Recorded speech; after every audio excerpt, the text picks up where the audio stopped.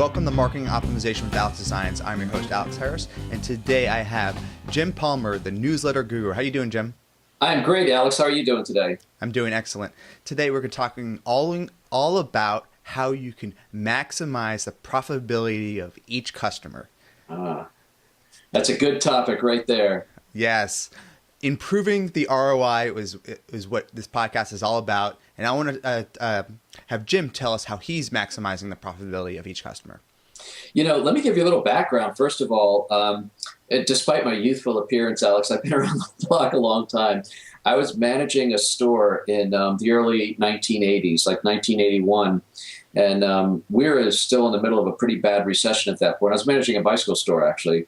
And back then, I mean, you think we had a crap economy now. Back then, we had double-digit interest rates, unemployment. I mean, it was a bad scene. There was gas lines, so it was really crappy. And I was really worried about not only the viability of our business, but whether we'd even have a business, because we were seeing fewer and fewer customers come in our store every day. And therefore, we didn't have a lot of money to market, like, you know, for new customers.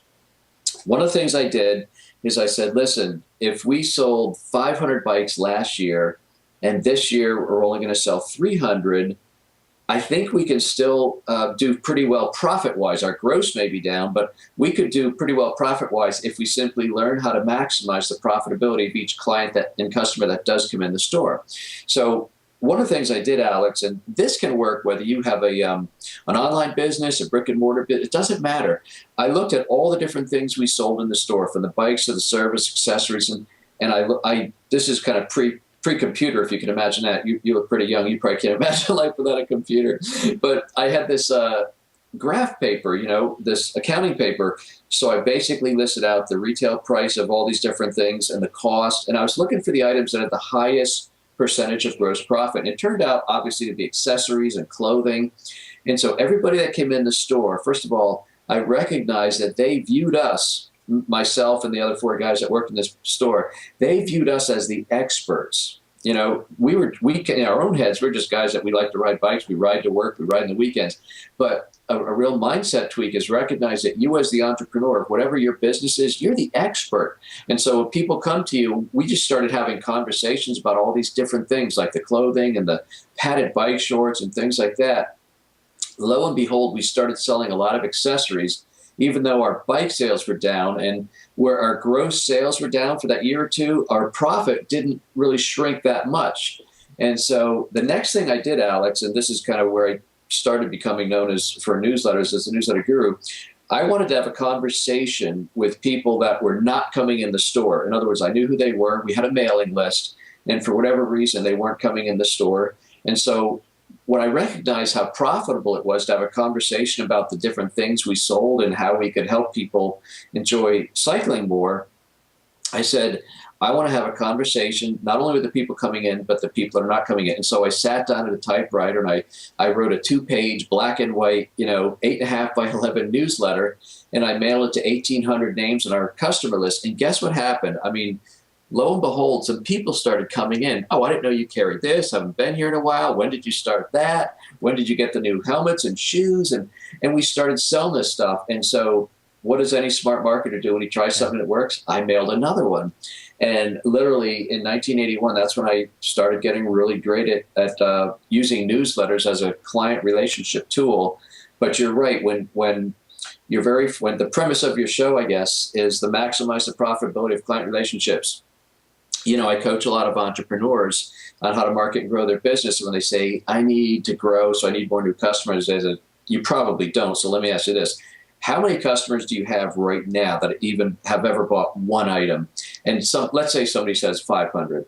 How many of those 500 people have purchased all of the different things you sell? Or how many of those 500 customers have, if you're a service-based business, have ordered, or invested in all the different services? Most customers, if you look at it, they probably bought 1 or 2 things at the most. Yep. And so once you've gained that relationship, it really behooves you as an entrepreneur to maximize the profitability of that relationship by connecting with those people in a lot of different means and ways that we'll talk about today, but connecting with them, building a stronger relationship so they do ultimately buy more. That's really the foundation of our marketing, talking to that individual person, creating a tribe, and being the authority, and then people you get that culture, and then you're able to have that continuous communication with them. So let's take that online. So we want to continue that communication. So the newsletter guru, I have a newsletter list. I've been building it up for a while. A couple different sites. I segment it pretty well. I have a pretty targeted audience. So, but I want to take that. Let's say I have like 1,000 in my newsletter list. I want to take that. First of all, I want to grow my list. Double that, triple that. Obviously, I want to create a great newsletter to send to ensure that that's valuable to my audience, and then I want to either acquire new customers or sell to my current customers at the same time. So what is the best steps to? Let's starting with growing your list. The number one step to grow, well, it's actually going to be almost the same answer. So the number one step to growing your list, but also selling more, is caring more about the relationship and caring more about delivering value, being somebody who serves, and being somebody who's a giver. Really, really top flight marketer Gary Vaynerchuk, I'm sure you know who he is. He's got a book called Jab, Jab, Jab, Right Hook. And that is a metaphor, a boxing metaphor for give, give, give, ask. Yep. And I think one thing a lot of entrepreneurs and small business owners do is they constantly ask, ask, ask. If you go online, so whether it's Facebook or your email newsletter, if you look at what most people are doing, what are they doing? They're promoting their products. Buy my book. Buy my book. Hey, I got a book. You're going to love it. Look how many people bought my book. It's all you ever hear. And if that's all you're putting out in your newsletter, people are going to turn off. They don't want to be sold to. If you look at all the different things I do, so if you think about it, I do an email newsletter, goes out to 17,000 small business owners, goes out every Tuesday morning at 5 a.m. for almost 7 years now, have never missed. So step one, I guess, or lesson one would be you have to be consistent. Right. If you're the type of marketer that puts out a newsletter when the spirit moves you, or you find time and it just goes out at different times, maybe different days, bam, that is horrible. You don't want to do that. If you're going to put it out, you want to put it out the same time, the same day, every single day or week, whatever it is, like clockwork. Right. The second thing I would say is you want to deliver value that's going to be relevant and important to your reader, not you. So when you go to write your newsletter, instead of thinking, what do I want to share? What do I have to tell? Or all these different things. No, what do the people in my audience want to hear about? So if you could go to my Facebook wall even and scan 1,000 things, you're going to find probably 900 of them are me giving. So I do daily profit tips and different things like that. In my newsletter, to describe it, the top part is a personal note that I write. That's the last thing I write. And then I have usually Jim's calendar where I'm going to be or speaking. Then I have usually a business building article, sometimes based on newsletters, sometimes not. Then I have kind of a couple small things just to keep it light. What's Jim listening to, or what's Jim reading, his book of the week or something. And then I'll have a social media tip, and boom, I'm out of there. Almost never. I mean, I am definitely doing a little pitching right now in the form of little ads, like almost like display ads in my own newsletter. But every single newsletter and thing that every time I'm out there doing anything, Alex, you've probably seen some of my videos. I've been doing weekly videos for 5 years. Again, have never missed a week. And what do I do? For the most part, I'm sharing information that's going to help entrepreneurs, market and build their business. Do I drop in that? Yeah, hey, by the way, I just wrote my new book. Absolutely, I do that. But if people feel like they come to you and people invest time, whether it's 3 minutes, 5 minutes, or 10 minutes, if they invest time to connect with you, even electronically, it has to be a relationship where they find value. Or guess what? They're not going to do it a second or a third time. Let's think back to when you first got started getting to that 17,000 in that list. Were you trying different things with downloading different white papers? Are there any tips that you can give someone who's just growing their list on how to get more opt-ins to start that relationship? I started with 0, And I started putting out my newsletter to 3 and then 5 and 10 and then maybe 50. So it kind of grew. But, I think for the most part, I grew organically. I definitely, for about a 2-year period, I was doing some pay-per-click advertising. Haven't done it in a while now, but I was doing some pay-per-click advertising. So the people that follow me, one of the search terms I know is like newsletter templates. So people looking for information. So if ultimately what I'd like them to do is become a client of No Hassle Newsletters, for instance, they're not searching, I want a newsletter written by a newsletter guru. And, they're not thinking like that. They're looking for newsletter tips, newsletter marketing, newsletter templates is a keyword. Right. So I would run pay-per-click ads based on templates or content. And when they clicked on it, they would go to either a squeeze page where I kind of say, this is who I am. And then I offer some goodies, whether it's the first 2 chapters of one of my books or as white papers or special reports, whatever you want to call them. And then obviously people would opt in. So that's how I would build my list. The other reason that's important for me, and I'm probably most of the people watching this, is it's not, if you were to become a member of No Hassle Newsletters, there's a monthly fee for the services I provide. So that's not always a quick sale. In other words, it's not like saying, oh, here's a $7 report or even a $37 or a $20 book. That's an easy decision. But to join a monthly membership program is something that people will generally want to process a little bit. So I recognize the value, what I call drip marketing. If you're a farmer, you have drip irrigation. You just you plant your seeds and you water them sporadically over time, and eventually they grow and you have a harvest. Well, with drip marketing, when somebody comes on your list or becomes aware of you, you want to keep, it sounds horrible to say dripping on them, but you basically want to keep sharing little pieces of information that every time they read it, they go, oh, that's interesting. I can see that. Seems like a smart guy. Seems like a guy, guy or gal, whatever. So you want them to feel comfortable that I want to reconnect with this person. Now, there's different things that you can do to do that. Obviously, you want to have an avatar who's your perfect target customer. And whenever you write content or share information, you want to keep with just that one person in mind. So I feel like my answers are pretty long. I hope this is good information for you. No, absolutely. Well, I think, some people like overthink it.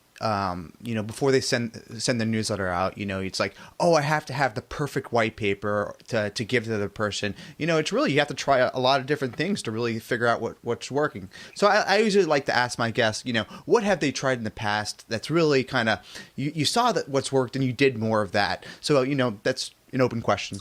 I think one of the things that you want to do most, and this is where I think people, it's like a stumbling block or a speed bump in the road, if you will.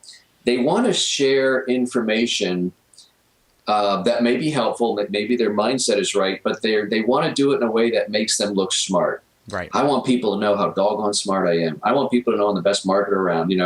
I want people to know I'm the only one. I mean, some of that is the mindset you need to write for, but when you're asking to come into somebody's home, and whether that home is in their home or whether they're on the train looking at their smartphone or whatever it is, when you're asking to almost like invade somebody's time and space, it better be for a reason they're going to see as value. Yeah. So one of the mistakes, here's a key mistake I think a lot of marketers make, Alex, is that because they are focused on delivering value, they want to over deliver.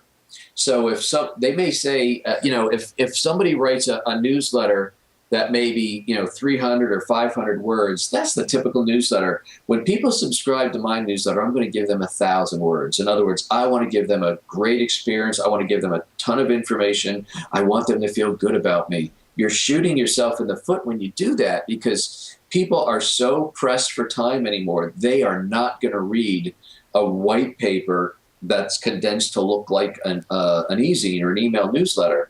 I think what in reality, when I coach people about print and mail, paper and ink newsletters, I tell people if somebody gets that out of the mailbox and they look at it and they quickly determine that this newsletter, I can read this in about 10 minutes or less, chances are they may read it. In email, I think people are going to make a determination, Alex, when they're scanning through their hundreds of emails in their inbox, Yep. Can I get the full meaning of this in literally a minute or less? And a minute is a lot of time. Right.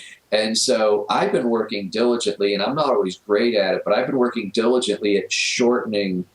I used to have articles, give you an example, Alex. A couple of years ago, I had articles in my newsletter. I kept them short, but then I had a link that said, if you want to read more, click here, and it would take them to my blog. Right. And I thought, well, what a great tool that is. And then I realized not a lot of people are clicking. They're looking online, especially in like e-zines, for short little bite-sized chunks of information that keeps you top of mind, and that that is good for them. And if it's good for them and you stay top of mind, home run. That's what your goal is. Yeah, I've seen in my newsletter testing where people are will click the images a lot more than the individual links, but of course you have to make sure you have the alt tags in there so it's all formatted nicely.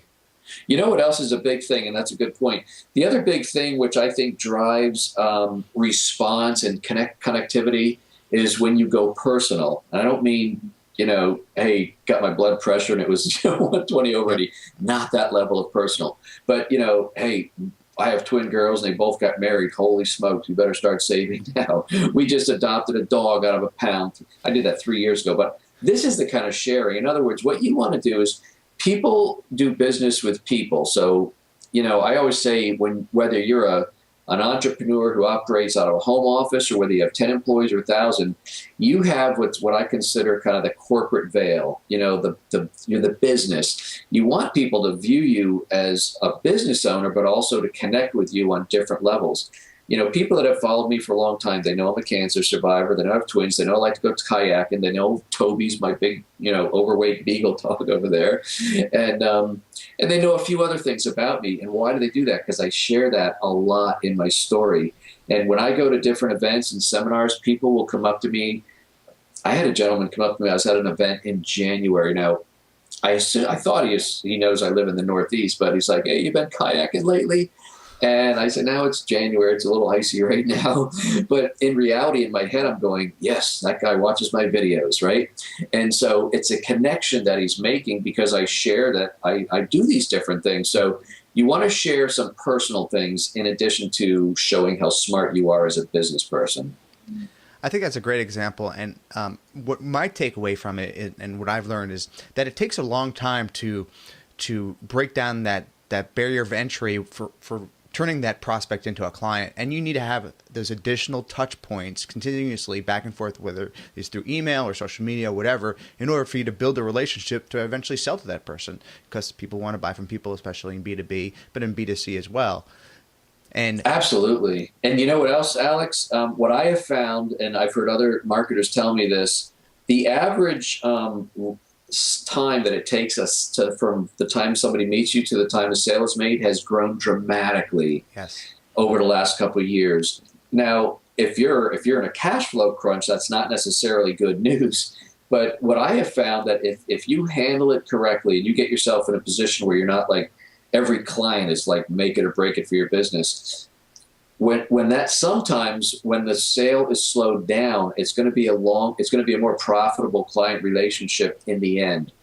And what do I mean by that? Well, if somebody wants to come into your world and really just make a snap decision, chances are they're not going to buy your most expensive item or your big product. But if they get to know you over a period of time, I'll give you a perfect example.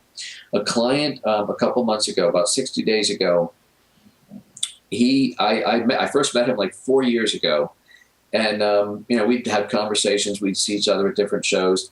Anyway, about 60 days ago, this guy says, I really want to join your coaching program. And it happened to be my high-end coaching program.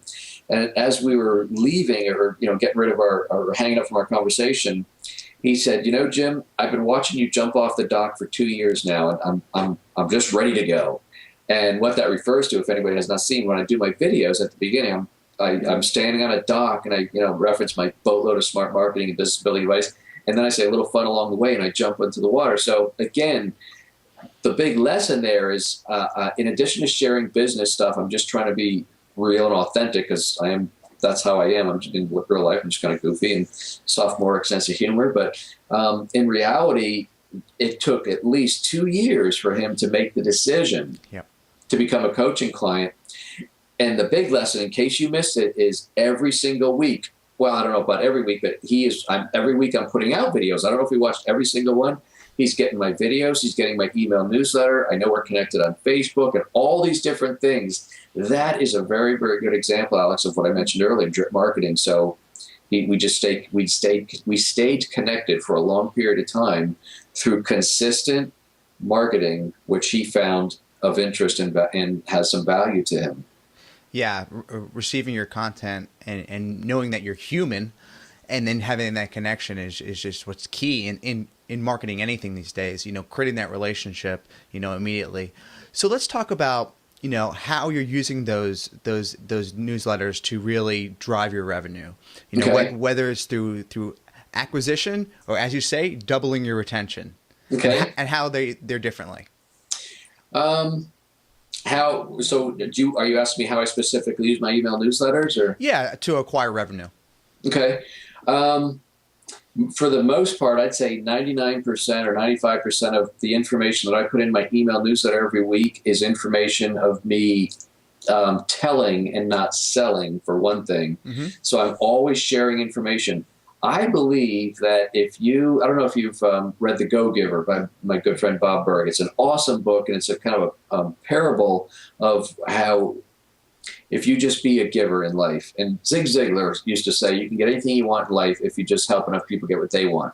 Right. If you approach your business that way, in other words, I don't hold back when I shoot videos or do anything. I don't say, okay, I'm crossing the line where I'm giving too much information for free. I think people eventually, if you share enough good information, they're going to make a connection with you, and eventually enough of them. You don't have to get all of them. I have no rational thought that says I'm going to get 17,000 people to suddenly ring my phone tomorrow, but enough of them do, and enough of them I know it's over time. So what I do in the newsletter is look to make a connection. I give information that I think will help small business owners, and those people that want to take that to a next level, those are the ones that would eventually become coaching clients. Yeah, I was taking a look at your newsletter, and I like the way that you mix a little bit of the content with the selling. The selling's there, but it's integrated in, and it's clear when you're selling to someone versus not. Yeah, and some people actually tell me, well, I don't want to, as an email marketer, I don't want to barrage the people on my list. I don't want to tick them off and have them unsubscribe.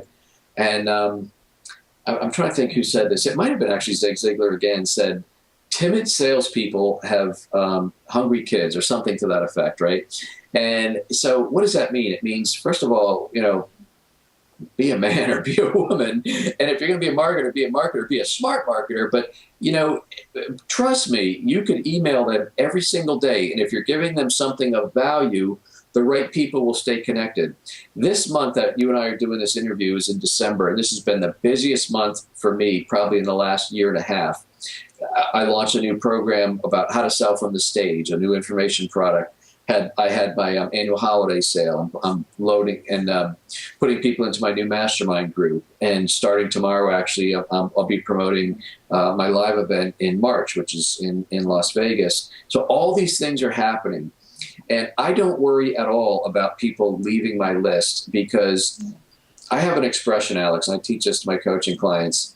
If you earn the right to sell, people will not leave you. And so even if I'm emailing ferociously over a 3 to 4 week period, my list doesn't shrink, because people, I'm not saying they read everything, but they know over the course of a year, Jim is much more of a giver than someone who's selling. So what I say is earn the right to sell, and then do it with abandon, I guess. Yeah. It's great advice. Let's tell people how they can find out about you, and let's close by telling the audience how they can stop waiting and create their dream business today. Oh, thank you. Well, my latest book is called Stop Waiting for It to Get Easier, Create Your Dream Business Now. And a funny story real quick is last April, as I mentioned before we got online here, Alex, I do a lot of interviews. I think probably almost 300 this year. Wow. And I also spend a lot of time on the phone coaching other entrepreneurs. And in about a 1 week period back in April, Whether it was an interviewer like yourself saying, hey, I see the economy's kind of crappy. What's a good time to start a business? And I would always say, it's not going to get any easier. Stop waiting, or something to that effect. Mm-hmm. And then some coaching clients, I want to launch a new program or do this or that. When do you think I ought to do it? Stop waiting for it to be. And I wrote it down, and I just felt inspired over the next several days. That's a great title for a book. Yeah. And so that became my book, which is available in paperback or Kindle.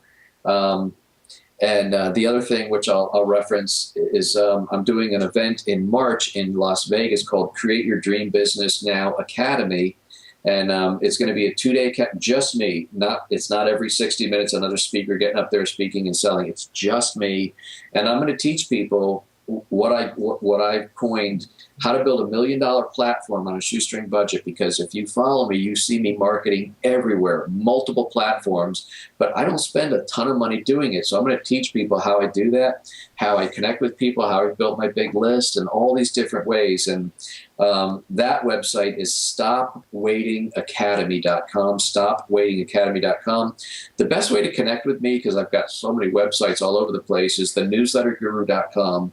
www.thenewsletterguru.com. That's where my blog is. You can link to my TV show, my podcast, my books, all my programs at thenewsletterguru.com. Yeah, you're producing some amazing content. That's for sure. Dan Kennedy's a big kind of a mentor of mine. And I heard him say about 6 years ago, he said, I may not be smarter than a lot of people, but I'm a lot more prolific. And I heard that and I thought, what he's saying there, by the way, is just keep cranking out tons and tons and tons of content. It's a little bit like the expression, throw something up on the wall every day and see what sticks. But, you want to create some good stuff. But, it's all about creating content. And one of the things I'm going to teach, by the way, people think I create tons of stuff every day. And I do, but there's so many opportunities to repurpose and reuse and use different content and different platforms. Yeah. So it looks like you're everywhere. So that's a lot about what I'm going to be teaching. Yeah, absolutely. I mean, that's what optimization is all about. You're doing all this different kinds of content, figuring out what works. And as soon as it resonates with your audience, then you just do more of that. You want me to I'll give you a freebie right now if you want another 2 minutes. Absolutely. So one of the things I've learned this year through actually Jessica, my daughter, got me involved in Pinterest marketing. Well, she got me involved to say, yes, let her do it, because I have nothing to do with Pinterest. But what I have figured out, again, through testing with Facebook, if I was to post something on Facebook, like a success tip, I know how many likes and shares it might get. Yeah. But if a picture is accompanying that post, it's like, I don't know if it's 3 times or 4 times or 10 times, but it's a huge increase. So with Pinterest, when I do my podcast, Sick Like Glue Radio, she creates these amazing graphics which show me and the guest and the title and maybe a quote. So about 3 weeks ago, I don't know if you're a fan of the show on Spike TV called Bar Rescue with John Taffer. It's a phenomenal show. If you haven't seen it, if you're an entrepreneur, you got to check it out, Bar Rescue. Anyway, she got me an interview with John Taffer. So 3 weeks ago, I interviewed him, and I had to sit on it because I'm in a schedule now, and it just came out this week as you and I are recording this.